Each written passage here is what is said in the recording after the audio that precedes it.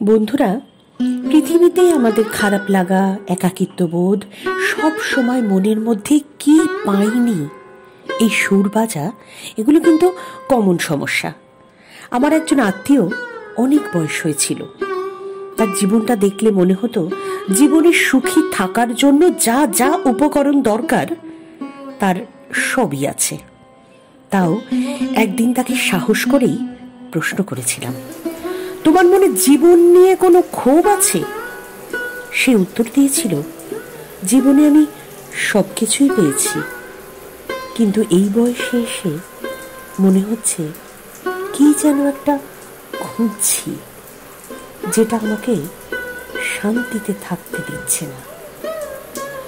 তখন কম বয়স ছিল আমার, তাই কথাটার মানে সবটা হয়তো বুঝতে পারিনি।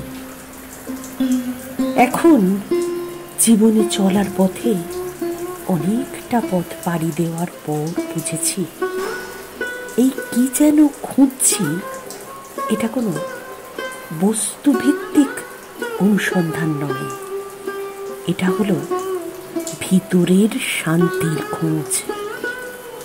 চলো, ওঠো, জাগো। আমাদের প্রত্যেকেরই এই খোঁজটাই চলছে অবিরাম। তাই সব কিছু থাকার পরেও, অনেক লোকের মাঝে থাকার পরেও আমরা একাকিত্বের, মন খারাপের যন্ত্রণায় আক্রান্ত হচ্ছি। মনে হচ্ছে যেন কোনো কিছুই সঠিকভাবে হচ্ছে না। কিন্তু এই পরিস্থিতিটাকে কাটিয়ে তোলা সম্ভব।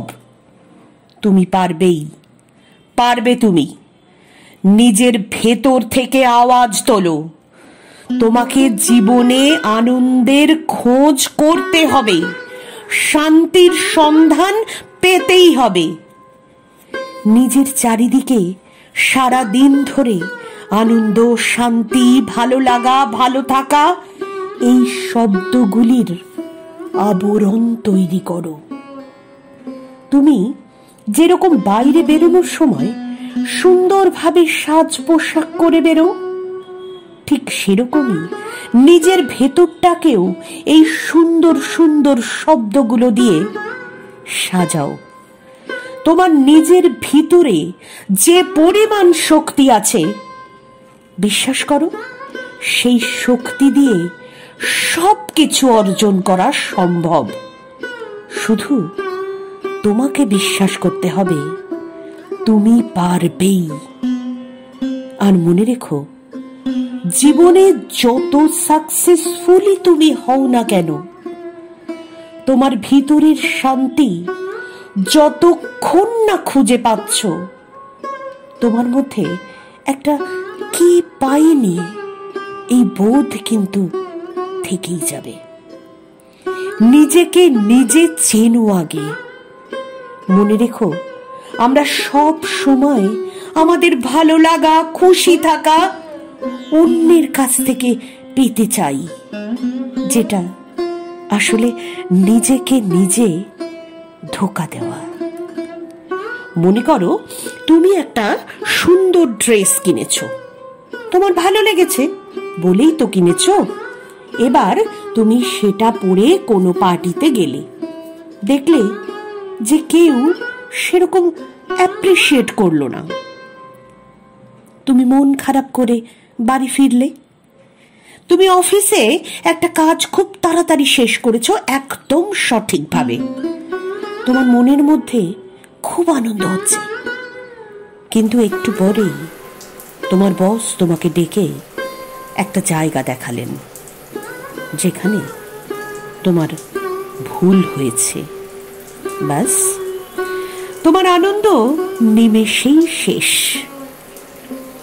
যে বন্ধু তোমার আশেপাশে সব সময় থাকে, তোমার বিভিন্ন কাজে সাহায্য করে, তোমার মন খারাপে তোমাকেই সাথ দেয়, কোনো একটা ব্যস্ততার দিনে সে হয়তো তোমার দরকারে তোমার পাশে আসতে পারেনি, তুমি তাকে ভুল বুঝতে শুরু করলে।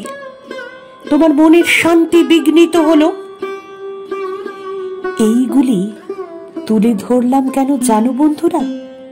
এটা বোঝানোর জন্য যে তুমি যেগুলোকে তোমার ভালো লাগা, ভালো থাকা ভাবছো, সবই বাইরের উপকরণ, অন্যের ওপর নির্ভরশীলতা মাত্র। তাই বলছি, সময় এসেছে আত্ম অনুসন্ধান করার। নিজেকে নিজে ভালোভাবে চেনো। নিজের জন্য খানিকটা সময় বের করো। নিজেকে নিজেই প্রশ্ন করো, তুমি কি চাও? তোমার অন্তরাত্মাই তোমাকে পথ দেখাবে। বিশ্বাস করো, ভগবান আমাদের প্রত্যেকের ভেতরে অসীম শক্তির ভান্ডার দিয়েছেন, যার খোঁজই আমরা কখনো করিনি। এই খোঁজ যেদিন থেকে তুমি করা শুরু করবে, দেখবে একটু একটু করে যে বিষয়গুলিতে তোমার মনের মধ্যে খারাপ লাগা তৈরি হচ্ছিল, সেগুলোকে তুচ্ছ বলে মনে হচ্ছে। তোমার ভেতরের শান্তি তোমাকেই খুঁজে বের করতে হবে। একদিন সময় পেলে চুপ করে বসে সারা দিন কারোর সাথে কথা না বলে চারপাশে কি কি আওয়াজ শুনতে পাচ্ছ, দিনের শেষে একটা কাগজে লিখে দেখবে, তোমার ব্যস্ততার দিনে তোমার ওই বাড়ির আম গাছের ডালে এত সুন্দর একটা পাখির ডাক তুমি কোনোদিন খেয়ালই করনি। নিজেকে প্রকৃতির মাঝে হারাতে শেখো।